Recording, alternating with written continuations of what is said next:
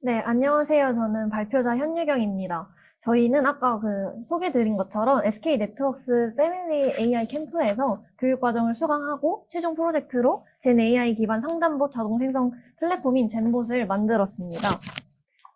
네, 저희 목차는 다음 6가지와 같습니다. 저희는 먼저 팀 소개를 한 후에 프로젝트 개요를 설명해드리고, 그 다음에 프로젝트 목표 및 설계에서 프로젝트의 전반적인 구조를 설명드린 다음에 프로젝트의 구현 과정을 설명드리겠습니다. 그리고 저희가 만든 서비스의 시연 영상을 보시고, 그 다음에 저희의 BM과 기대 효과를 발표드리면서 마무리하도록 하겠습니다. 네, 저희의 팀 소개 먼저 하겠습니다. 저희는 우선 4명의 구성원으로 이루어져 있고요. 성진님은 SLLM 파인튜닝, 장수님은 랭그래프 설계 및 구현과 백엔드 구현, 그리고 정원님은 STT 파인튜닝, 그리고 저는 자동화 아키텍처 설계랑 프론트엔드와 백엔드 구현을 했습니다. 네, 저희 프로젝트 개요를 설명드리겠습니다. 저희 프로젝트는 주제 선정 배경이랑 사용자 요구 분석을 통해서 저희 서비스만의 차별점을 설명드리도록 하겠습니다. 네, 저희가 주제를 선정하게 된 이유는 CS 인력 부족이라는 문제를 일단 주목을 했습니다. 코로나19 시절에 문의 전화가 많았지만 4년 동안 상담원이 딱 1명 늘었기 때문에 전화 응답 비율이 72%까지 떨어지면서 사용자들의 불만이 많았었습니다. 그리고 이 다음에 고객 불만족에 대한 내용도 주목을 했습니다. KBS 수신료 해지 과정에서 콜센터의 응답이 부재가 있었기 때문에 이런 이용자들의 불만이 많았는데요. 이 사례는 저희 프로젝트 팀원들의 실제 사례이기도 합니다. 저희가 실제로 저희 프로젝트 팀원 중에 한 분이 이제 7번의 전화를 콜센터에 했는데 전화 응답을 받지 못해서 2건의 문의 메일도 전송을 했습니다. 2월 21일과 3월 8일에 2주 간격으로 이렇게 문의 메일을 접수했는데 한 달 전인 7월에 답변이 된 것으로 확인됐습니다. 이렇게 5개월 동안 답변이 오지 않아서 그냥 기다리기만 하던 문제였기 때문에 이런 점들을 해결하고자 했고, 저희는 이런 문제점들을 토대로 페르소나를 작성을 해봤습니다. 3가지의 페르소나인데요. 첫 번째는 대학교 신입생 페르소나입니다. 해당 페르소나는 이제 문의할 것이 많지만 학과 사무실에 연결이 잘 되지 않고 어떤 부서에 전화를 해야 할지 몰라서 LLM 기반의 상담봇이 필요로 하다고 느낀 페르소나입니다. 두 번째는 에어비앤비를 부업으로 하는 직장인 페르소나입니다. 해당 페르소나는 직장인을 병행을 하기 때문에 투숙객의 응대가 늦어지고 이 응대가 늦어지는 것이 후기에 반영이 되어서 소상공인의 접근성을 높인 챗봇을 필요로 하고 있었습니다. 그 다음에 세 번째는 공무원 페르소나입니다. 해당 페르소나는 통화 지연으로 인해서 민원인들의 불만이 많아지고 이것이 정신적인 스트레스까지 이어지는 것이었습니다. 그리고 고객센터 인원이 부족해서 이런 점들을 해결하고자 자동화된 상담봇을 필요로 하는 페르소나였습니다. 이런 3가지 페르소나를 기반으로 저희는 저희만의 기능을 한번 구축을 해봤습니다. 저희의 기준은 우선 챗봇과 보이스봇이 가능한 상담봇이어야 하고 자동으로 봇을 생성할 수 있는 서비스여야 했습니다.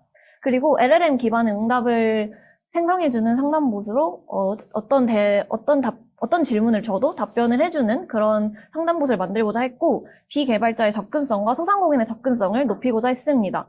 그래서 저희는 모든 기준에 부합을 하는 서비스를 만들고자 했는데요. 앞선 4가지는 원래 기존에 있던 서비스들입니다.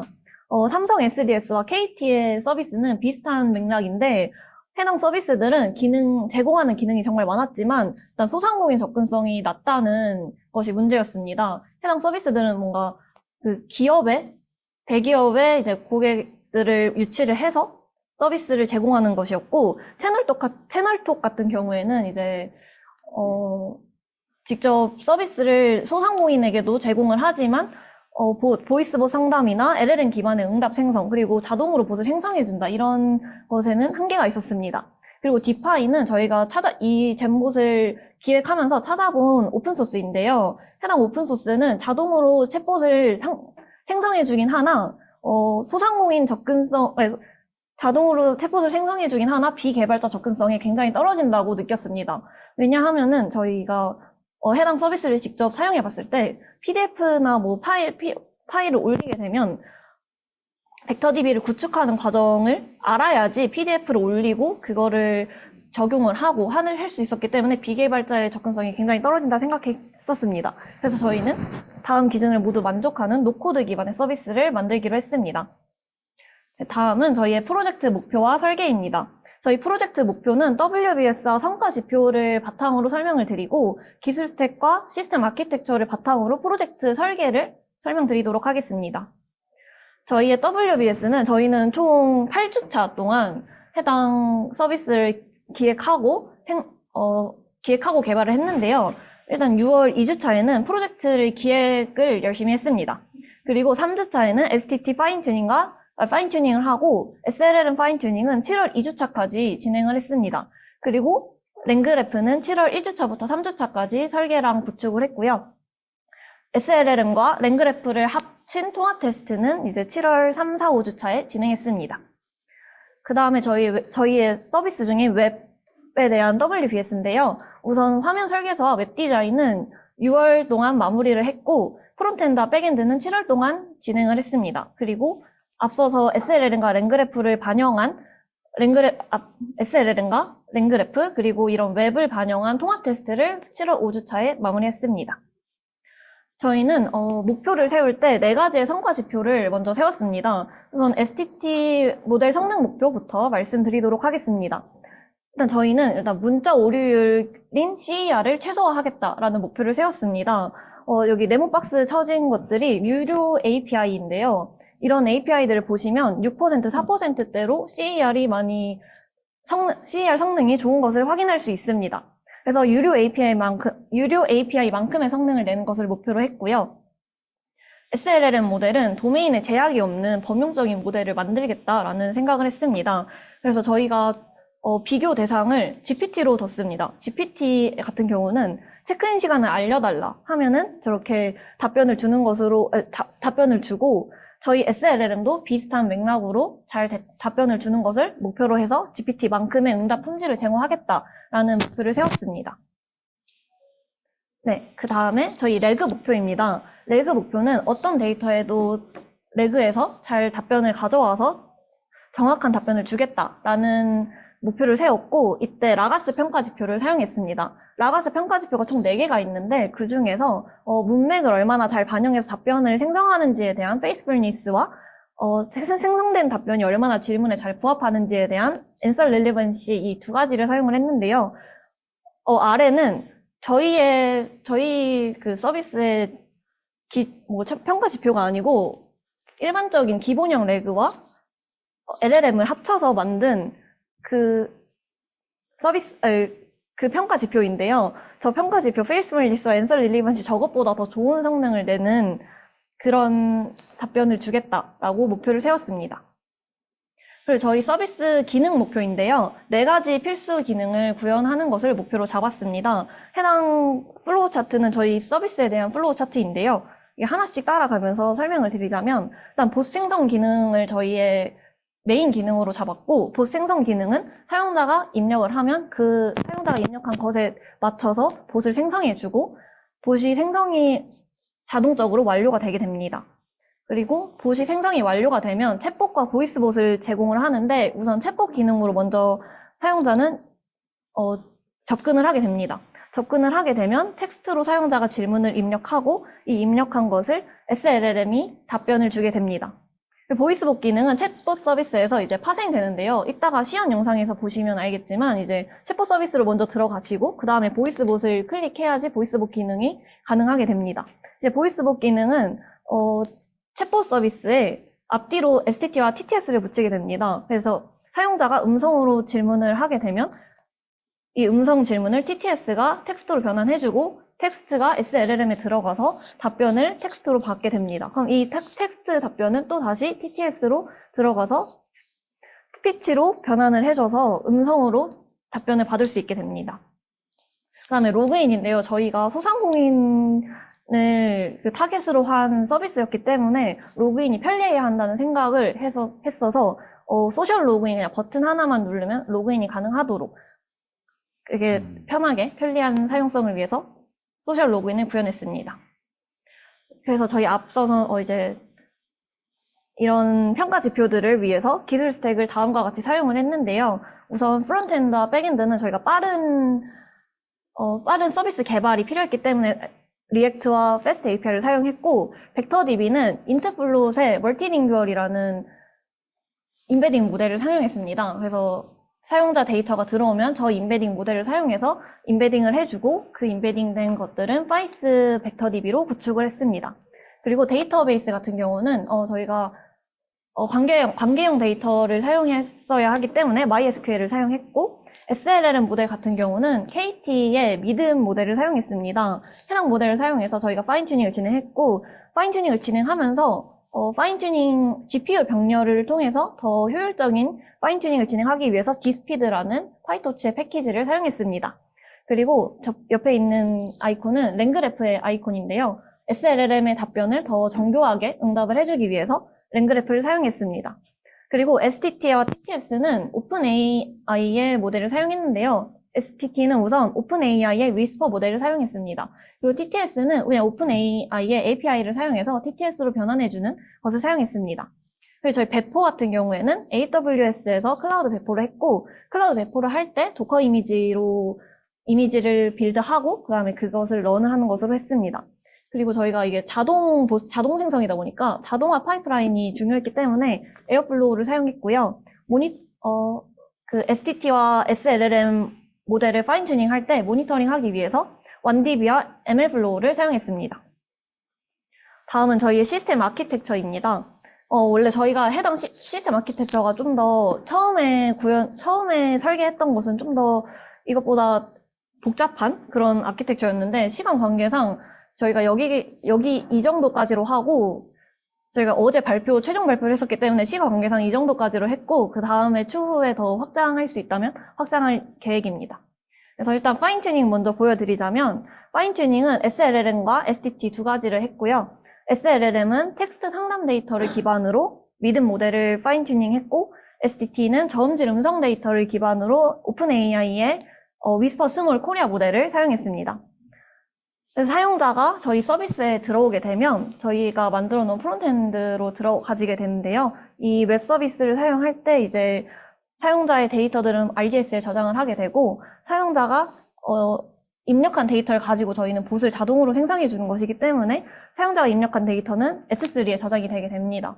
S3에 저장이 되면 이제 트리거가 돼서 에어플로우가 트리거가 돼서 이제 업스테이지의 다큐멘트 파서를 사용해서 그 해당 PDF를 파싱한 내용을 가지고 임베딩을 하고, 임베딩한 내용을 벡터DB로 구축을 하게 됩니다. 벡터DB로 구축을 하게 되면 인덱스 파일과 피클 파일이 생성이 되게 되는데, 이 파일들도 S3에 저희가 저장을 합니다. 그럼 S3에 저장이 되게 되면 저희는 이제 이메일 알림을 제공해서 사용자가 챗봇 사용이 가능하다라는 것을 알 수 있게 이게 서비스를 제공해줬습니다. 그 다음에 배포 자동화는 챗봇을 사용하는 사용자의 그 플로우인데요. 앞서 여기 어드민 고객은 저희의 어드민 페이지로 들어오게 되는 것이고, 이 배포 자동화는 사용자가 챗봇 페이지로 들어가게 되는 것입니다. 그래서 기업 고객의 사용자가 저희의 웹페이지로 접근하게 되면 챗봇을 사용할 수 있는데, 챗봇을 사용할 때는 파인튜닝된 모델을 함께 가져와서 사용을 할 수 있게 됩니다. 더 자세한 건 뒤에 시연 영상을 보면서 말씀드리도록 하겠습니다. 네, 다음은 저희 프로젝트의 구현 과정입니다. 프로젝트 구현 과정은 저희가 미듬과 그 위스퍼 스몰 코리아 모델을 선정한 이유를 말씀드리고, 그 다음에 구현 과정을 설명드리도록 하겠습니다. 저희 구현 과정은 이렇게 5가지로 나눌 수 있는데요. 크게 3가지로 나누고 이제 세부적으로 5가지로 나눌 수 있습니다. 일단 STT 구현 과정, SLLM 구현 과정, 랭그래프 구현 과정을 설명드리겠습니다. STT는 우선 저음질 한국어 음성에도 강건한 STT 모델을 개발한 그 과정을 설명드리고, SLLM은 GPU 분산 처리를 통해서 모델 학습 시간을 단축한 것과 SLLM을 파인튜닝한 것, 이렇게 2가지를 설명드리겠습니다. 그리고 랭그래프는 PDF 파싱하고 이 PDF 파싱한 다큐멘트를 가지고 하이브리드 서치 기반의 답변 품질을 개선한 내용을 설명드리고, 그 다음에 고객 상담에 특화된 랭그래프를 설계한 구조를 보여드리도록 하겠습니다. 우선 저희 앞선 이 구현 과정을 보여드리기 전에 저희가 사용한 데이터 셋들입니다. 저희는 일단 발표에 사용할 데이터들은 이 5가지인데요. 첫 번째로 이 STT 모델 성능을 개선하기 위해서 저음질 음성 데이터를 사용했고, 상담원 말투 학습을 위해서 저희가 GPT로 직접 제로샷으로 생성을 했습니다. 그래서 이 데이터를 가지고 상담원 말투를 학습을 했고, 그리고 저희가 파서, 업스테이지의 파서 성능을 테스트하기 위해서 하나카드의 원더카드라는 PDF를 사용했습니다. 그리고 하나카드의 QA는, 하나카드 홈페이지를 직접 크롤링해서 자주 묻는 질문을 가져와서 레그 성능을 한번 테스트해봤습니다. 그리고 저희가 이따 보여드릴 시연 영상에서 사용한 데이터는, 에어비앤비 호스트의 QA였습니다. 먼저 STT입니다. STT는 우선 파인튜닝할 모델을 저희가 위스퍼스물 코리아 모델로 선정을 했는데요. 그 이유는 우선 유료 API 모델이 저 네이버와 리턴 재료의 API였습니다. 근데 해당 API들이 좀 에버리지 CER도 그렇고 저음질 전화망의 CER도 다른 위에 두 개보다 훨씬 성능이 좋은 것으로 확인이 됩니다. 근데 저희가 이걸 사용하지 못했던 거는 유료다 보니까 스트리밍이 많아질수록 비용이 비례해서 증가했기 때문에 저희 이 두 개는 사용하지 못했고, 오픈 AI와 제미나이 이 둘 중에 저희가 그냥 범용적으로 에버리지 CER이 높은 오픈 AI의 위스퍼 모델을 사용했습니다. 오픈 AI의 위스퍼 모델 중에서도 이제 한국어가 잘 한 번 더 학습된 위스퍼 코리아 모델을 사용했습니다. 저희가 근데 위스퍼 코리아 모델을 사용하면서 이 모델이 보시면 저음질 전화망에서는 살짝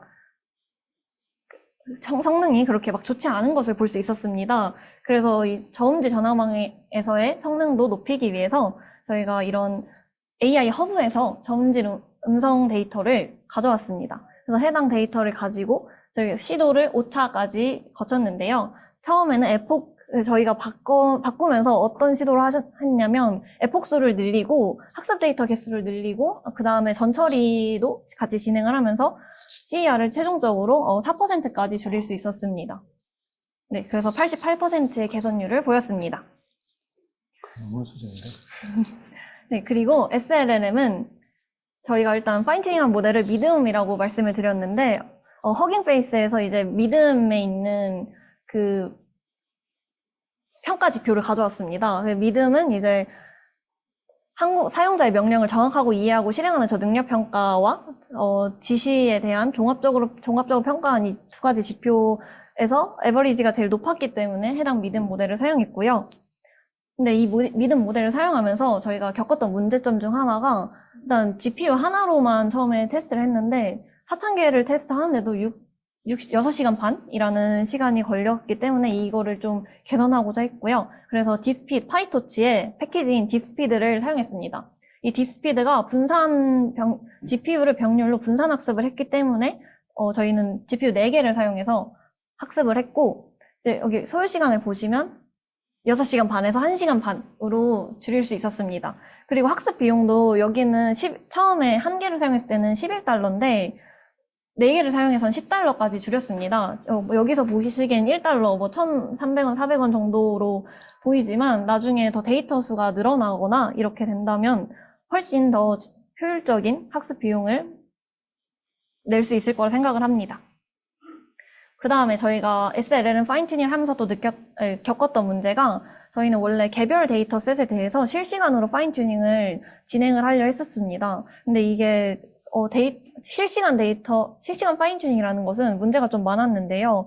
우선 사용자가 어떤 데이터를 넣을지 모른다는 점도 있었고 사용자가 넣은 데이터가 언제 변경될지 모른다는 점도 있었습니다. 예를 들어서 가격 같은 경우에는 계속 물가가 상승하면서 오르거나 할인하면 또 떨어지거나 이러는데 이렇게 자주 변경되는 정보는 최신성 확보가 어렵다는 문제가 있었고, 두 번째로 저희가 타겟이 소상공인이다 보니까 내부 DB를 보유하지 않는 소상공인이 많을 거라는 생각을 했습니다.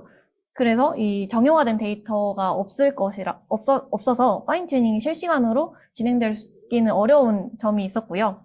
그 다음에 데이터 드리프트가 발생할 수 있는데 데이터가 이제 노후화돼서 시간 경과 시에 오답이 발생할 경우가 있었습니다. 그래서 저희는 이걸 해결하기 위해서 제로샷 기반으로 상담 데이터로 파인튜닝을 진행했고, 저희가 데이터를 생성할 때는 다음과 같은 프롬프트를 사용해서 저희의 데이터를 만들었습니다. 만든 데이터를 가지고 파인 튜닝을 했는데 저희는 만든 데이터가 범용적인 데이터로 만들었기 때문에 도메인 확장성을 확보할 수 있었고 파인 튜닝을 할 때는 팩트 기법 중에 큐로라를 사용했습니다. 그래서 경량 파인 튜닝을 진행해서 더 빠르게 진행할 수 있었습니다. 결과적으로 범용적인 상담이 가능한 모델을 구축을 했고요. 다음과 같이 체크인 시간 알려달라 하면은 이제 체크인은 몇 시부터 몇 시까지입니다. 뭐 이렇게 알려주기도 하고 요식업에서는 이제 오늘 영업 언제부터 하나요? 하면 몇 시부터 영업합니다. 이런 답변을 SLLM이 주는 것으로 확인했습니다. 다음은 랭그래프입니다. 이제 앞에선 SLLM에 대한 것이었는데 이제 사용자가 데이터를 넣으면 그걸 레그 기반으로 답변을 줘야 하기 때문에 랭그래프도 저희는 같이 설계를 하고 구축을 했습니다. 일단 저희가 만든 랭그래프 구조는 다음과 같습니다. 근데 이 구조는 뒤에서 더 자세히 설명드리도록 하겠습니다. 랭그래프를 만들면서 저희가 겪었던 문제가 일단 PDF 내 복잡한 표의 이해가 이제 어렵다는 점이었습니다.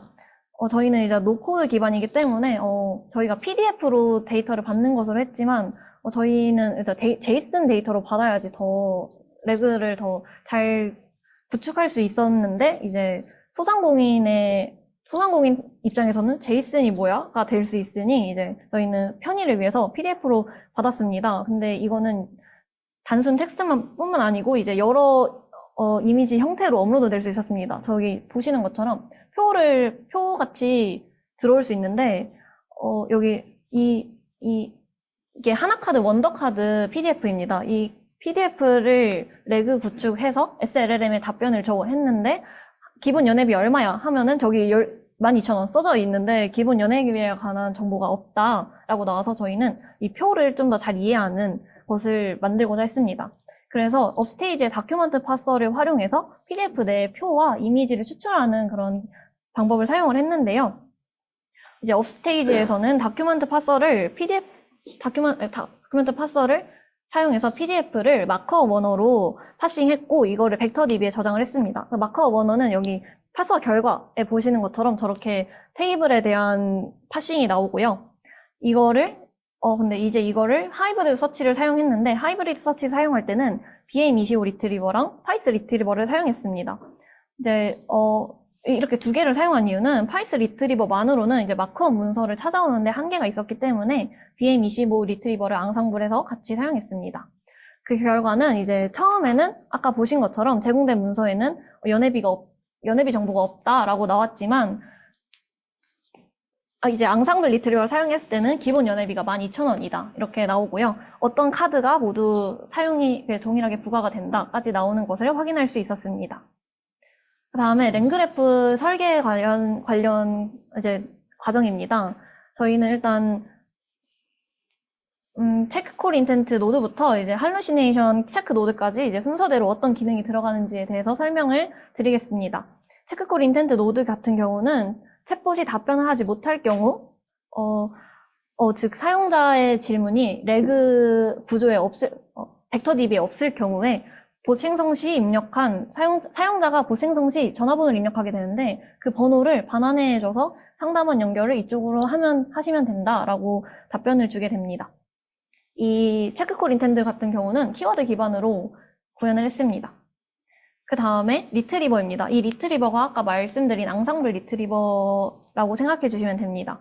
여기 파이스 리트리버랑 BM25 리트리버를 앙상블해서 문서를 찾아오고 이게 코이어 리랭커를 사용해서 유사도가 높은 순으로 순위를 재정렬 한 다음에 유사도가 높은 문서를 그 다음 노드인 그레이드 다큐먼트 노드에 전달해주게 됩니다.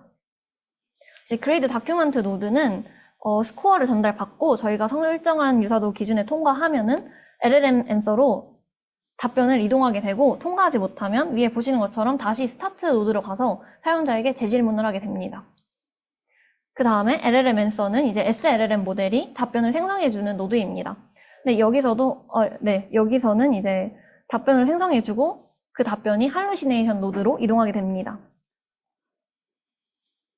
이제 할루시네이션 노드에서는 생성된 답변이랑 문서 관련성에 따라서 또 다시 사용자에게 재질문을 하게 되는 과정도 있고, 사용자에게 그 LLM이 LLM이 답변을 반환해준 그 답변을 다시 반환해주는 과정도 있는데요. 이 경우에는 이렇게 세 가지로 나누게 됩니다. grounded와 not sure, not grounded 이렇게 세 가지로 나누게 되는데 grounded는 생성된 답변과 문서의 연관성이 큰 경우는 grounded로 이제 사용자에게 답변을 반환해주게 되고 not sure 같은 경우에는 문서와 답변의 관련성이 애매한 경우 그리고 not grounded 같은 경우에는 생성된 답변과 문서의 관련성이 매우 적은 경우로 이렇게 나누게 됩니다. 그래서 아까 말씀드린 것처럼 grounded라는 결과가 나오게 되면 사용자에게 최종적으로 답변을 전달해주게 됩니다.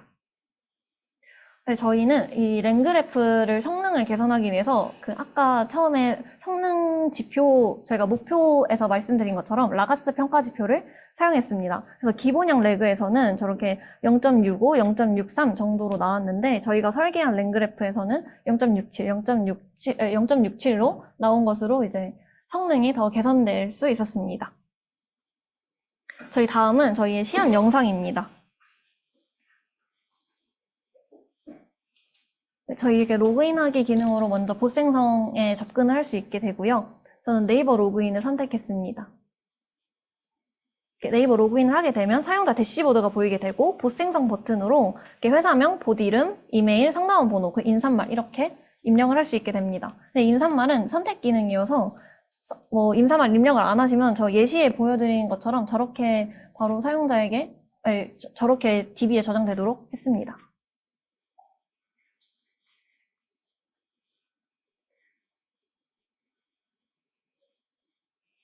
네, 그리고 업로드 규칙 같은 것도 볼 수 있고 파일 크기는 저희가 10메가로 제한을 했는데 이게 파서를 사용할 때 유료 파서를 사용하다 보니까 그것 때문에 10메가로 제한을 하게 됐습니다.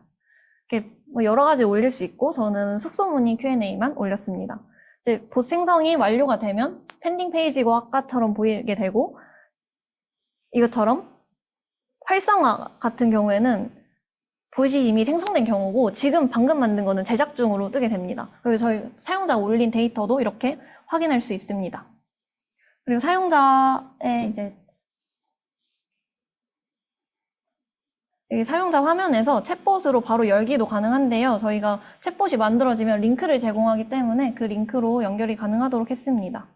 그리고 챗봇이 완성이 되면 아까 처음에 시스템 아키텍처에서 말씀드린 것처럼 이메일 알람이 가게 되고 해당 이메일 알람이 가게 되고 이 챗봇 바로 가기 링크를 누르게 되면 챗봇으로 이동할 수 있습니다.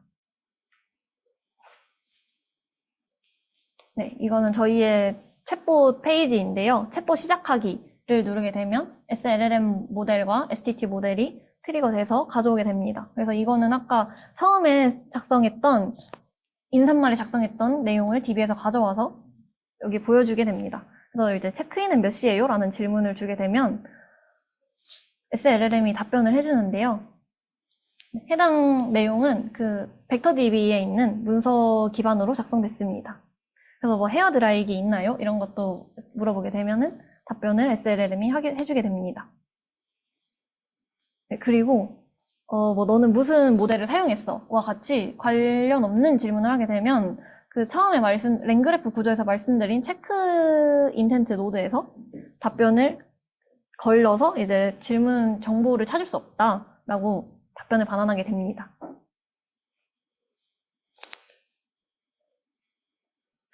네, 그 다음에 상담사와 연결하고 싶다라고 하면은 이것도 체크 인텐트 노드에서 키워드 기반으로 상담사와 연결하고 싶어 하기 때문에 상담사 번호를 같이 이렇게 사용자에게 다 반환을 해주게 됩니다. 네, 해당 기능은 이제 챗봇이었고 이제 다음으로 보이스봇 기능인데요. 네, 소리가 안 나오네요. 소리 근데 방금 질문 던진 게 이제 수거는 몇 장 제공되나요? 라는 것이었는데요. 제가 제일 많이 아마 인포거든요. 그럼 이 혹시 답변이 잘 안 들릴까요? 어머. 이거는 음소거는 이제 사람의 부르는 음소거고 지금 이건 녹화된 거잖아요. 네. 그러니까 소리 공유하시면 됩니다. 소리 공유요? 화면 공유 잠깐 풀어졌다가 다시 공유하시면서 소리 네. 잠깐 풀어졌다가요. 공유 해제? 아니요. 요거 체크. 요거 체크. 네. 공유. 여기서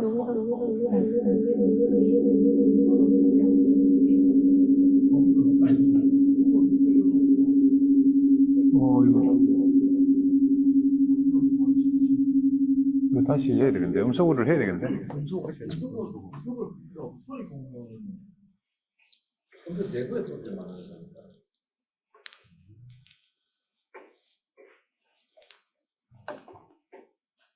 그거 소리 안 나도 될 것 같아. 텍스트가 있으니까. 괜찮아요. 근데 그냥- 그 뭐지? 답변에 대한 텍스트는 저희가 안 그래요? 넣어놔가지고. 안 들려서 했다 치고 하지 뭐. 네.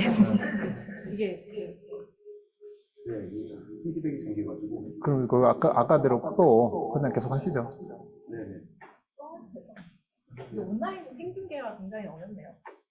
보통 그래서 약간 세미나에서 녹화본을 공개하나 봐요. 네, 잠시 어,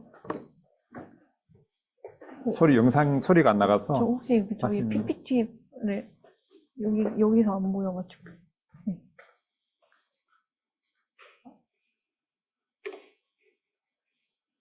여기 뒤에 있는. 네. 네. 얘 작게. 이게 공유하면 다른 걸로 나와요. 이제 네. 이게 나오니까 아, 바뀌었어. 여기 나와야 되는 것 같은데.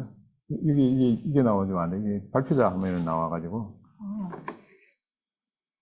그럼 발표자 보기 네, 안 볼까요?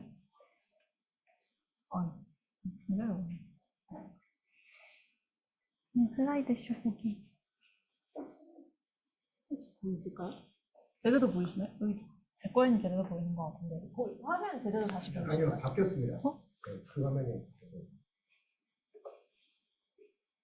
그냥 이대로 하시죠. 크게. 이렇게 요거라고- 보이시나요? 네. 네, 지금 보이는 네, 이거 쇼 하면 되나? 이거 안 돼. 이거 하지 말고 그냥 이렇게 이렇게 하시죠. 다시 또 사야 되네.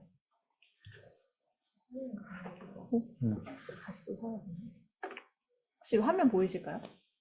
이거 이 화면 먼저. 네. 이거 이제 보이세요? 아니요, 발표자 아까 보기 안 보고 그냥 슬라이드 쇼. 발표자가 하는 게 아니고. 이거 보이실까요? 아니, 그게 안 돼요. 이게 화면을 이거 그냥 그러면은 여기를 그냥 이동해서 이거는 보이실까요? 보이세요?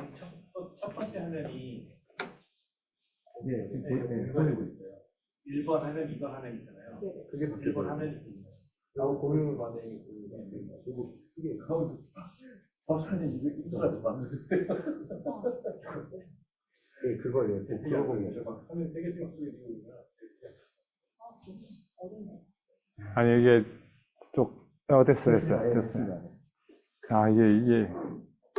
네, 잠시 화면이 이상해가지고 잠시 정지했습니다. 계속하겠습니다. 네.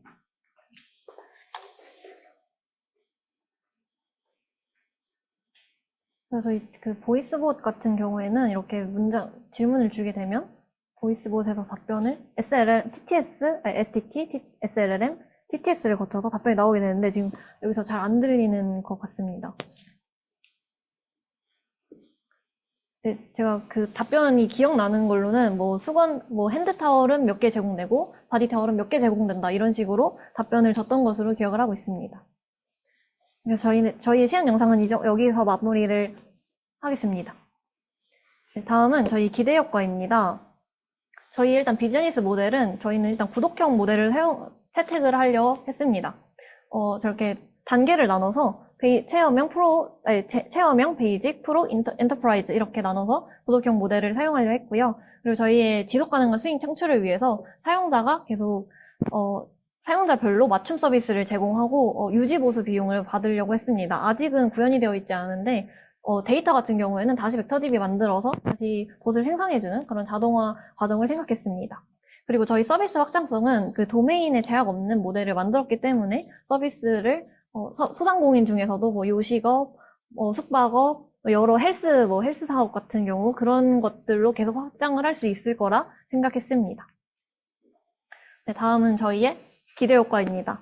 저희 일단 저희의 저희의 챗봇을 생성하는 고객의 입장에서는 편리한 접근이라고 말씀드리고 싶습니다. 저희의 서비스는 일단 URL로 가능하고, 접근이 가능하고, 실시간으로 궁금증을 해결해주는 그런 서비스입니다. 그리고 24시간 언제나 사용할 수 있기 때문에 접근이 편리했고요. 그리고 저희 챗봇 서비스, 죄송합니다.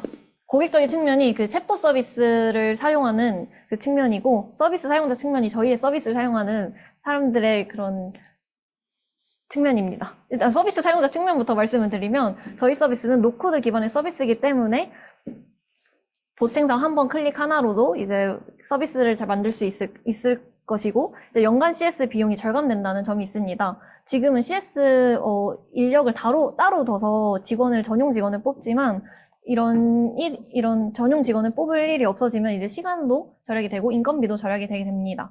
그리고 반복된 업무 자동화를 할 수 있게 됩니다. 저희가 페르소나 첫 번째 말씀드렸던 게 공무원 페르소나였습니다. 공무원 같은 경우는 같은 질문들이 되게 많이 들어오는데 그런 것들을 자동화하면서 이제 업무 효율 향상에 기여를 할 수 있습니다. 그리고 저희 챗봇을 사용하는 저희 어드민의 커스터머 같은 경우에는 편리한 접근이 가능합니다. 저희는 링크로 이 챗봇을 제공해 주기 때문에 링크 하나 클릭만 하더라도 이제 챗봇에 들어올 수 있게 되고 실시간으로 궁금증을 바로바로 해결할 수 있다는 점이 장점입니다. 그리고 저희 서비스는 24시간 가능합니다. 저희 링크 하나로 연결되기 때문에 뭐 사람한테 연결을 하게 된다면 9시부터 6시까지 이렇게 코어 타임에만 할 수 있지만 저희는 새벽에도 가능하다는 점이 저희의 기대 효과인 것 같습니다. 네, 저희는 이제 발표를 마치도록 하겠습니다. 감사합니다. 너무 좋은 말씀을 해주셨네요. 마무리할 게 있나요? 네. 채팅창에 질문 있으면 네. 저는 마이크를 안 켜졌어요. 들립니다. 네. 제가 친구한테 발표 한번 해보라고 해가지고 사실 이제 보통 이렇게 교육 같이 이제 진행하고 내부에서 발표는 하지만 저 역시도 이제 밖에 그냥 사람들이 보기에는 어떠는지 피드백을 약간 듣고 싶은 것도 있고 그리고 제가 미국에 갔었을 때 미국에 잠깐 이제 5월달에 세미나를 갔었을 때 정말 이제 미더업이 굉장히 많더라고요. 그러니까 미더업에서 그냥 자기네들이 어떻게 이제 2-3달 동안 개발을 했고 그 개발한 과정을 얘기해주면서 이런 게 어려웠다. 그리고 이런 것들을 이제 비즈니스 생각을 하고 있다. 막 이런 부분들을 계속 공유하는 게 굉장히 많은데 사실 한국은 그런 게 굉장히 제한적인 것 같기는 해요. 여기 있잖아요. 네. 그래서 그냥 왜 이제 어떤 특정 기술에 대한 얘기도 뭐 하긴 하겠지만 이제 어떤 개발의 어떤 전체 과정 그리고 어떤 식으로 문제를 해결해 나갔고 뭐 어떻게 이제 이거를 뭐 수익화하려고 고민하고 있다는 부분들에 대한 어떤 발표도 한번 진행을 해보면 어떨까라는 생각에 발표를 들고 왔는데 아무튼 잘 들어주셔서 너무 감사하고 질문 있으면 이제 채팅창에 남겨주시면 받도록 하겠습니다. 위에서부터 질문 답변 드리겠습니다.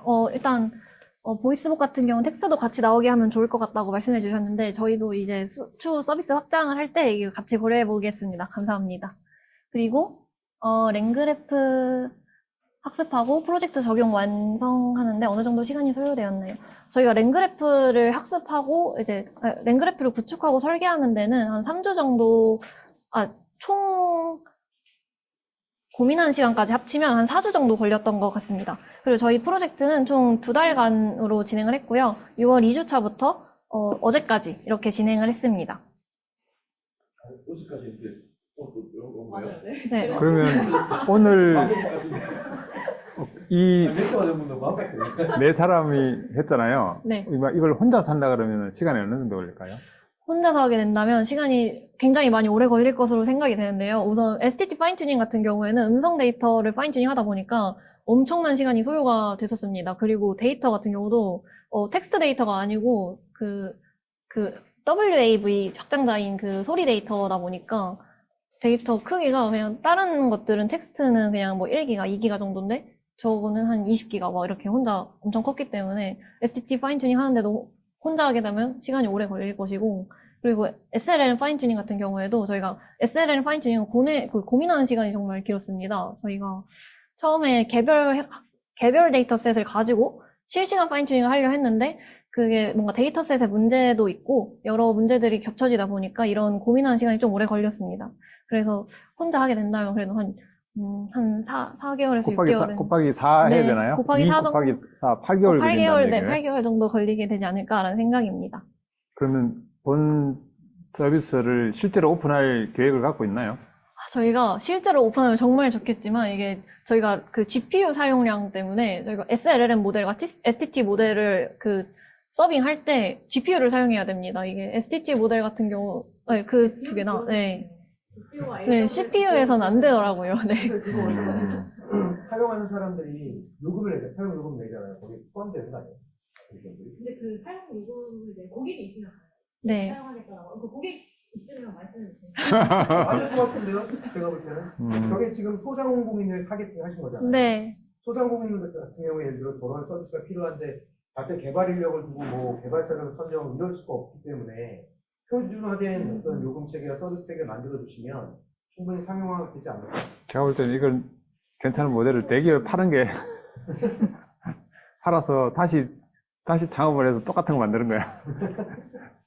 저도 가장 이게 이걸 하게 된 계기 중에 하나는 처음에 기획으로 말씀드리긴 했지만 사실상 대부분의 챗봇 개발이 대기업에 많이 초점이 되어 있잖아요.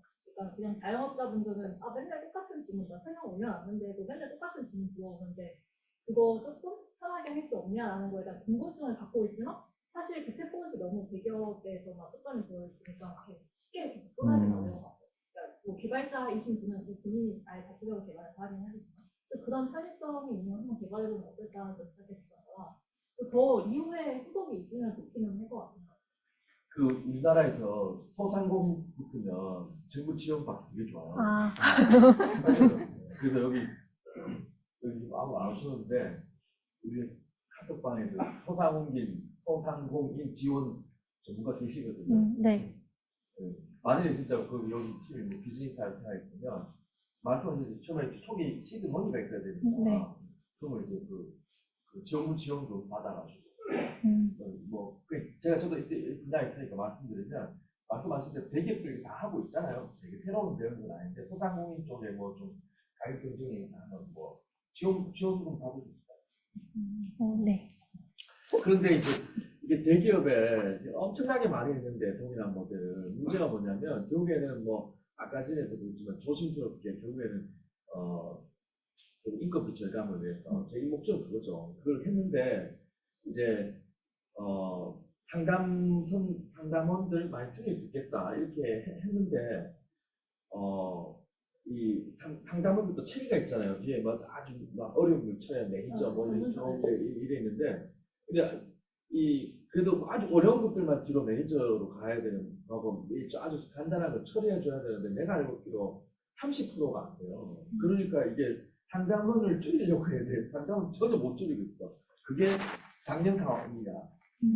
그래서 그러니까 꽤 정확도가 높아야지 이 상담원 대신 이렇게 할 수 있는데 저도 가끔 이렇게 전화 오면 이제 AI가 뭐 상담하는 거 오잖아요. 막 엉뚱한 소리 해. 그런 거에 대한 한계를 좀 어떻게 넘어서는지 그런 것도 고민 좀 그것도 결국에는 자본의 문제 아닌가요? 아까 파이팅하고 또 계속적으로 업그레이드 시켜야 되고 제가 잘못 나면 왜 잘못 나오는지 분석해야 되고 또 이렇게 해야 되는데 자본의 문제, 자본이 투입되면 퀄리티도 높아지는 거 아닌가요? 돈도 문제이긴 한데 제 생각에는 처음에 설계할 때부터 약간 후속을 양주해두고 잘 설계했는지도 중요한 것 같아요. 그러니까 보통 이런 이슈들이 계속 있으니까 처음에 만든 챗봇이 완벽할 수 없으니까 우리가 답변을 주지 못하는 케이스를 다시 또 학습할 수 있게끔 그런 거 고민을 해가지고 설계를 해놓으면 그때 이제 사용자의 응답에 대한 만족도도 당연히 낮을 거잖아요. 그렇게 설계를 안 하고 그냥 챗봇 만드는 거에만 집중을 하게 되면 사실 이렇게 더 고도화시키는 게 자본이 있다고 해도 어렵기는 해요. 오히려 그래서 소상공인은 사실 굉장히 질문이 단순하잖아요. 네. 질문거리 자꾸 그러니까 이거는 오히려 괜찮은 거예요. 아까 전에 저기 뭐 SDS, AICC 뭐 이쪽에 네. 내가 알기로 금융 쪽에 이렇게 했다가 금융 되게 복잡하잖아요. 네. 대답 못하는 거야. 그래서 나 지금 거의 프로젝트들이 난하게 되고 있어요. 네. 잠깐만요. 지금 온라인에 질문 올라온 거 한번 읽어보시고 네. 답변할 수 있으면. 네, 일단 그 파이스와 BM25 앙상블에 대해서 같이 다시 설명을 해달라고 하셨는데요. 네, 저희가 파이스만 원래 사용을 하려다가 저희가 PDF 같은 경우는 표나 이미지 같은 데이터를 파이스만으로는 답변을 해주기 어려워서 마크업 언어로 파싱을 해서 이 마크업 언어까지 대답이 가능한 BM25를 사용해서 같이 앙상블을 한 겁니다. 그다음 PDF 파일이 이미지로 된 표로 되었더라도 텍스트로 인식할 수 있을까요? 네, 이건 또 이미지로 된 표 같은 경우는 어떻게 되나요? 인식할 수 있을까요? 이미지는 안 되고 표 같은 형태로 들어오면 그 표의 내용을 텍스트로 풀어서 설명해준다. 예를 들어서 이제 표에 그 기본 연회비가 이제 위에 그 아래 칸에 12,000원 이렇게 써 있으면은 이제 기본 연회비가 12,000원입니다. 이런 식으로 풀어서 설명을 할게요. 그 다음 넘어가겠습니다. 그 다음 밑에 질문. 현재 품질이 상용 서비스 가능한 수준인가요? 네. 상용 서비스가 일단 가능은 하겠지만 오류가 많이 날 것 같습니다. 사실 저희가 아직 베타 테스트도 해보지 못해서 어떤 오류가 나는지 저희끼리만 해결을 해봤던 상태여가지고 만약에 상용을 하게 된다면 일단 베타 테스터를 두고 테스트를 해본 다음에 가능할 것 같습니다. 네, 그 밑에 질문을 생략하도록 하겠습니다. 네. 그거는 질문하신 분의 양해를 부탁드립니다. 네. 그 다음 그 밑에 질문, 음성의 경우 정확도가 떨어지면 유스 케이스에 제약이 있을 것 같습니다. 어떻게 생각하시는지요? 네. 그래서 저희가 저음질 음성 데이터까지 학습을 시킨 것인데요. 아까 소리가 안 들려서 잘 안 들렸지만 수거는 몇 장 제공되나요?를 되게 노이즈 낀 소리로 물어봤는데 제대로 알아듣고 타월 몇 개 있다 이렇게 답변을 해준 케이스가 있습니다. 그래서 저희가 정확도 때문에 이제 저음질까지 학습을 시킨 것이었습니다. 네, 질문이 거의 다 된 것 같습니다. 혹시 온라인에 질문 있으신가요? 네, 없는 걸로 인식하고 온라인 참여 강의 세미나는 여기까지 오늘. 네? 아니, 잠깐만요. 온라인 질문은 여기까지 받고요. 하여튼 오늘 강의해 주신 우리 두 분 강사님께 큰 박수로 감사해 주시도록 하겠습니다.